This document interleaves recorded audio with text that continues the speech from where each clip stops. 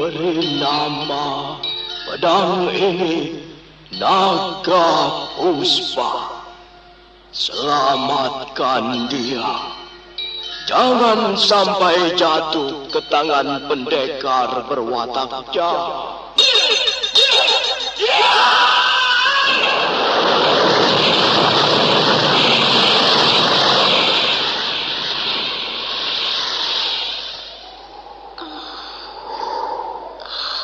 Kakang Kamandanu, kau masih juga tidak percaya bahwa aku mencintaimu. Mesin, maafkan aku, Mesin. Mesin, Mesin.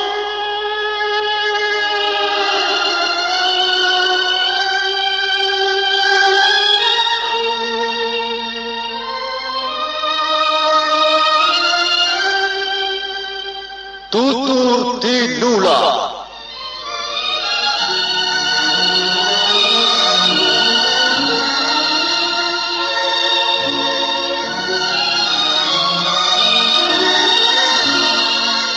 Sebuah sandiwara radio serial, produksi Sanggar Cerita dan Teater Sanggar Prativi.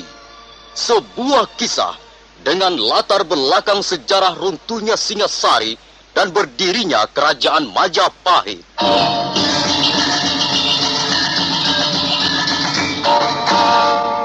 Sandiwara ini didukung oleh pemain-pemain radio yang sudah ternama. Ferry Fadli, Ivone Rose, dan Eli Ermawati.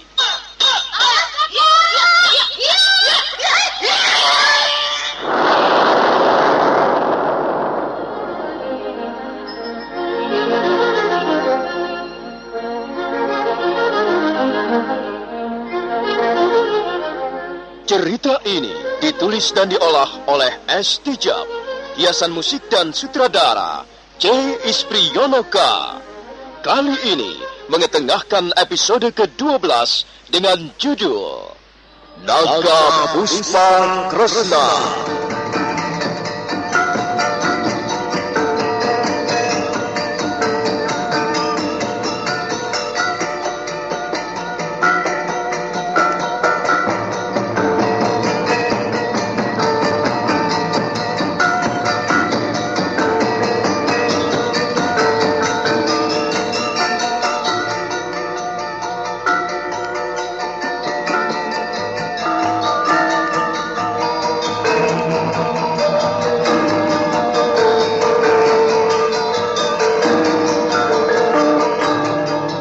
Dalam seri ke-344 ini didukung oleh para pemain Ferry Fadli sebagai Arya Kamandanu, Sono Sugiakso sebagai Empu Lunggah, dan Asti Suhastra pembawa cerita. Selamat menikmati.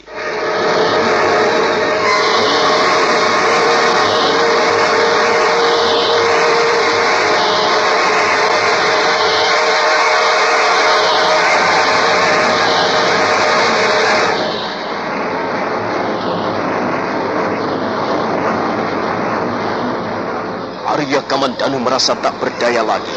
Dirinya bagaikan songgok kapas yang tersapu angin ribut ke sana kemari. Kekuatannya semakin lama semakin melemah, terhisap oleh kekuatan gaib yang maha dahsyat yang ditimbulkan oleh gerakan-gerakan jurus Raja Naga. Semakin dia berusaha untuk melawan kekuatan itu, maka tenaganya semakin tersedot habis. Akhirnya dia pasrah, tapi tangan dan seluruh anggota badannya masih terus bergerak ke sana kemari. Kadangkala tubuhnya berjumpalitan di udara, tak tentu ujung pangkalnya. Tolong, Bapak Lunggah! Tolong! Saya tidak dapat menghentikannya! Oh, tolong! Tolong, Bapak Lunggah! Tolonglah saya! Saya tidak dapat menghentikannya! Pada saat itulah, Empu Lunggah melompat ke udara, dan sambil mengepalkan kedua belah tangannya, orang tua itu menerjang ke arah Arya Kamandanu.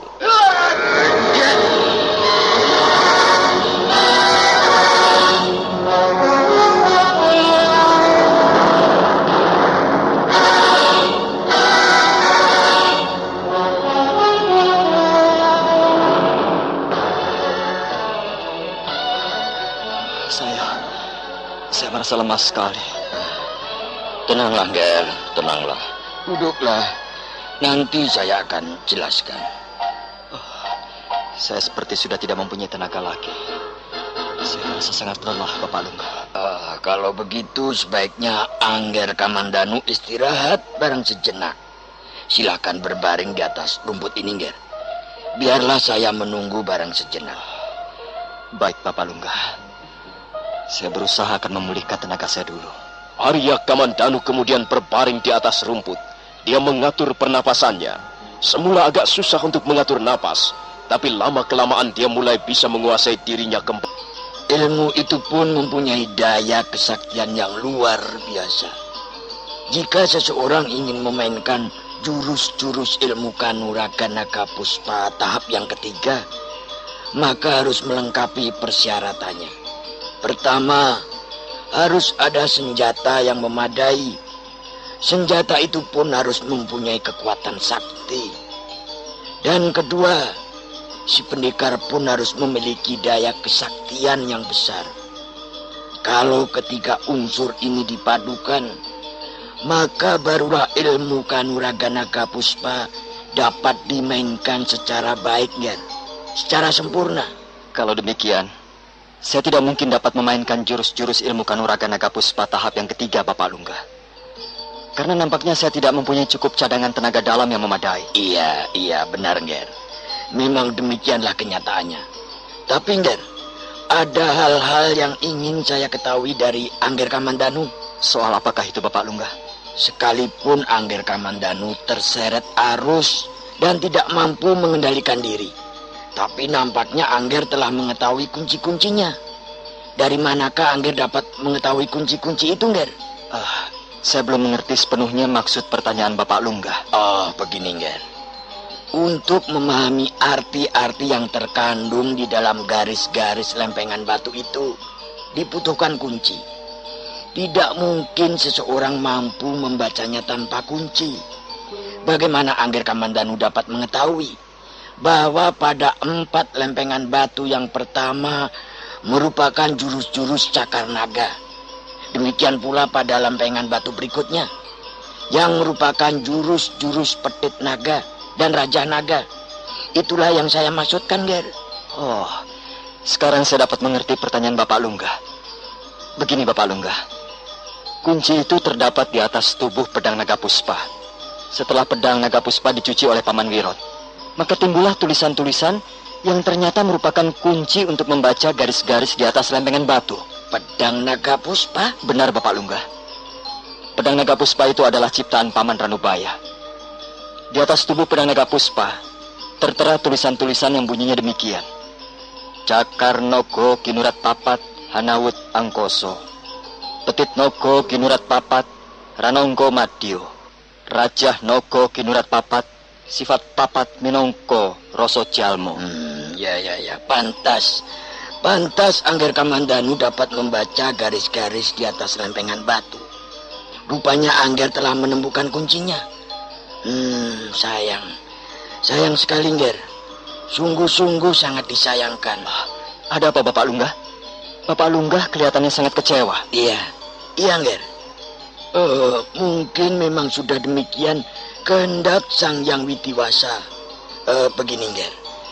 Sebenarnya guru kami, Empu Sasi, melarang keras kepada semua murid-muridnya untuk menciptakan senjata pusaka yang bisa dipergunakan untuk memainkan jurus-jurus ilmu Kanuragan Naga Puspa tahap yang ketiga. Mengapa demikian, Bapak Lungga? Bukankah untuk memainkan jurus-jurus itu dibutuhkan senjata yang memadai? Senjata pusaka yang memenuhi persyaratan? Memang benar, Nger. Tapi barangkali guru kami mempunyai wawasan yang lain, yang jauh lebih luas. Coba, Nger. Bolehkah saya mengetahui seperti apa wujudnya pedang Naga Puspa itu? Terkejut. Untuk sesaat lamanya dia tidak bisa berkata apa-apa. Empu Lungga menjadi heran. Dia sama sekali tidak tahu apa yang sedang bergejolak di dalam hati anak muda di depannya. Bagaimana, Nger? Saya hanya ingin meminjamnya untuk melihatnya sebentar saja. Saya ingin tahu wujud pedang itu. Maaf, Bapak Lungga. Saya... ada apa, Nger? Sepertinya Angger Kamandanu kebingungan. Ada apa sebenarnya? Apa yang telah terjadi dengan pedang naga puspa itu? Pedang naga puspa itu sekarang sudah tidak bersama saya lagi, Bapak Lungga. Belum lama saya bertemu dengan seorang pendekar. Kami sudah pernah bertarung sebelumnya. Saya tahu dia sangat bernafsu untuk memiliki pedang naga puspa. Sudah beberapa kali dia berusaha merebut senjata itu dari tangan saya. Pada pertarungan yang terakhir kalinya, saya telah mengalami nasib sial. Pendekar itu dapat merobohkan saya dan kemudian membawa lari pedang naga puspa. Demikianlah, Bapak Lungga. Saya sangat menyesal. Saya merasa sangat berdosa kepada Paman Ranubaya. Saya telah melalaikan tugas saya. Ya. Memang hal itulah yang dikhawatirkan, Ger. Itulah sebabnya guru kami melarang keras membuat senjata pusaka yang bisa dipergunakan untuk memainkan ilmu kanuragan naga puspa tahap ketiga. Dan ternyata apa yang kita khawatirkan terjadi. Sebab ketahuilah, Ger, senjata pusaka seperti itu sangat ampuh. Senjata itu mengandung kekuatan gaib yang sangat dahsyat. Bagaimana jadinya nanti kalau sampai senjata seperti itu jatuh ke tangan pendekar berwatak jahat? Dunia ini bisa dibuat geger, Ger. Dia bisa bertindak sewenang-wenang, menghancurkan segalanya demi menuruti hawa nafsunya dan angkara murkanya. Saya sangat menyesal, Bapak Lungga. Sungguh-sungguh saya sangat menyesal. Baiklah, Ger. Memang sangat disesalkan hal itu bisa terjadi. Tapi karena sudah terjadi, kita mau apa lagi? Baiklah, sekarang apakah Angger Kamandanu sudah mempunyai rencana tertentu? Sekarang ini saya sedang kebingungan, Bapak Lungga. Saya merasa mendapatkan musibah besar. Saya harus dapat merebut kembali pedang naga puspa itu. Tapi dengan kemampuan yang saya miliki sekarang ini, rasanya hal itu mustahil. Karena itu sebenarnya saya ingin memperdalam ilmu kanuragan naga puspa tahap yang ketiga. Tapi apakah hal itu mungkin, Bapak Lungga? Sudahlah, Angger. Lebih baik Angger Kamandanu sekarang ini menenangkan diri lebih dulu. Nanti malam saya akan menceritakan sesuatu hal yang perlu Angger ketahui. Sekarang marilah kita istirahat. Marilah kita pulang.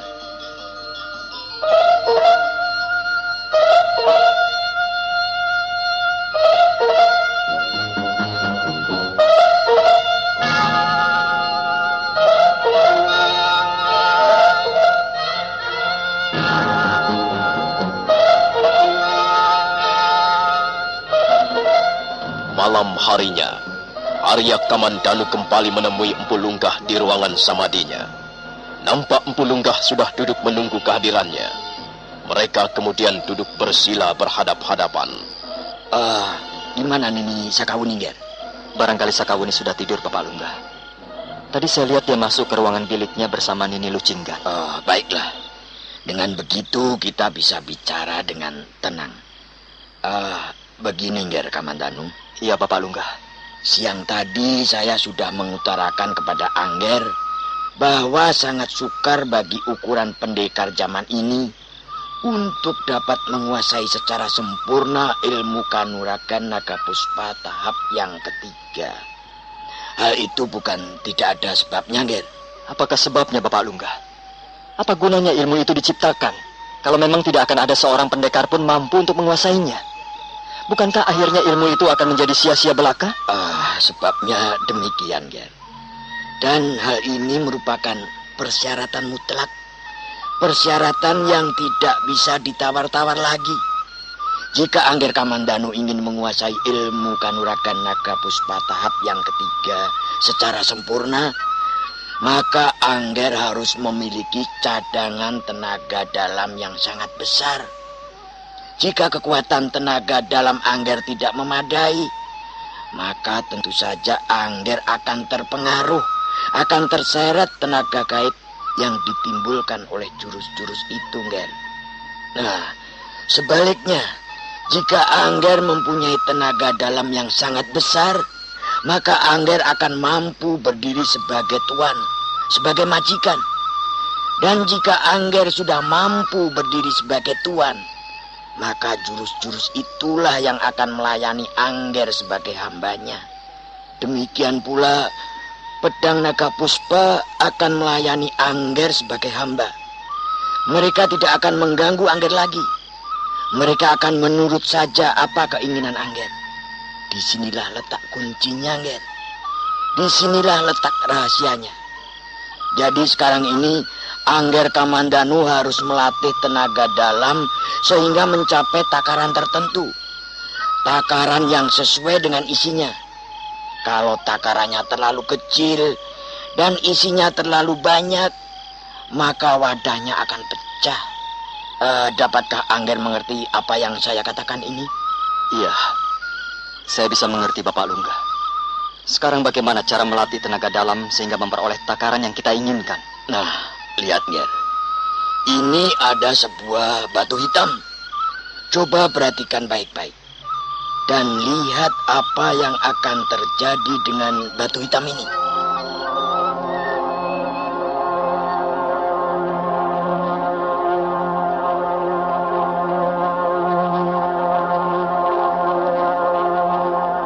Empu Lunggah menggenggam batu hitam sebesar telur ayam.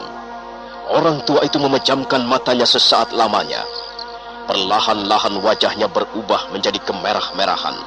Kemudian disusul bibirnya gemetaran dan urat-uratnya menjadi tegang.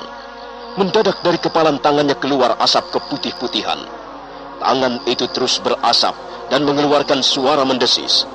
Asap itu semakin lama semakin bertambah banyak dan ruangan dipenuhi asap keputih-putihan.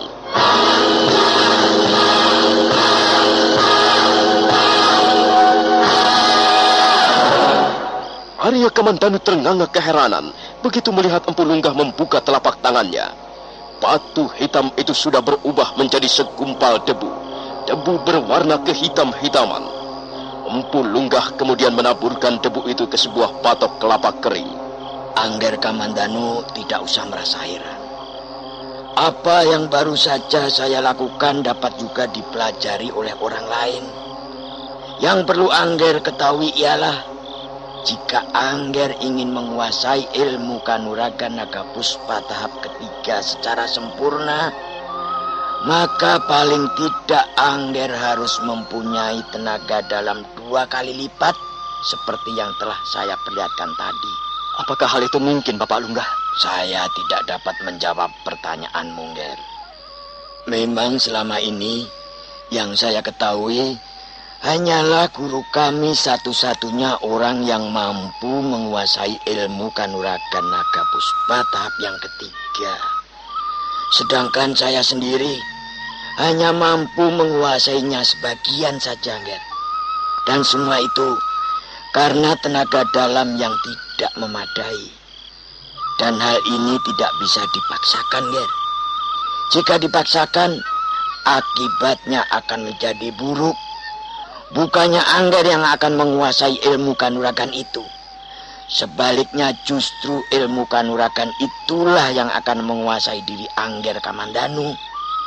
Seorang guru jika kalah pintar dengan muridnya, akibatnya si guru menjadi murid. Dan si murid pun menjadi guru. Bukankah hal ini tidak bisa dibenarkan? Oh, sekarang saya menjadi lebih jelas, Bapak Lunggah. Bolehkah saya menanyakan sesuatu? Oh, silakan, Ger. Silakan bertanya. Soal apa yang ingin Angger ketahui? Saya sudah kepalang basah, Bapak Lunggah. Saya harus bertanggung jawab terhadap hilangnya pedang naga puspa dari tangan saya. Saya harus dapat merebutnya kembali. Tapi usaha saya pasti akan menemui kegagalan jika kemampuan saya dalam hal ulah kanuragan tidak memadai. Karena itu saya sudah bertekad. Saya berjanji di dalam hati bahwa saya harus mampu menguasai ilmu kanuragan naga puspa tahap yang ketiga, apapun persyaratannya. Saya ingin tahu, Bapak Lunggah, berapa lama dibutuhkan waktu untuk melatih tenaga dalam sehingga mencapai takaran yang kita inginkan? Maksud saya, takaran yang sesuai untuk memainkan jurus-jurus ilmu kanuragan naga puspa. Oh, maaf, Nger. Saya takut Angger akan kecewa jika mendengar jawaban saya. Tidak, Bapak Lunggah. Walaupun bagaimana, saya akan tetap berusaha. Berapa dibutuhkan waktu untuk melatih tenaga dalam itu? 1 tahun? 2 tahun? Saya sanggup menjalankannya, Bapak Lungga. Dengar, Angger, dengar. Sekalipun Angger Kamandanu menghabiskan seluruh sisa-sisa usia Angger, dan Angger terus berlatih setiap hari tiada hentinya, Angger belum akan mampu mencapai takaran yang memadai. Apakah benar demikian, Bapak Lungga? Iya, Angger. Saya tidak berkata dusta kepada Angger. Saya berkata yang sebenarnya. Itulah mengapa saya pernah berpikir bahwa ilmu kanuragan naga puspa ini hanya lahir di dunia untuk menjadi milik guru, milik Empu Sasi seorang diri. Mustahil bagi orang lain untuk bisa mendalaminya secara sempurna. Kalau begitu saya telah gagal. Bukankah demikian, Bapak Lungga? Bukankah saya telah gagal sebelum mencoba? Iya, saya sendiri juga telah gagal, Angger Kamandanu. Bertahun-tahun saya menekuni ilmu itu, dan saya merasakan perkembangan saya sangat lamban. Saya hampir tidak pernah maju, Angger. Bahkan kadangkala karena putus asa. Untuk mendalami ilmu kanuragan naga puspa tahap ketiga, silahkan menunggu seri berikutnya. Sampai jumpa.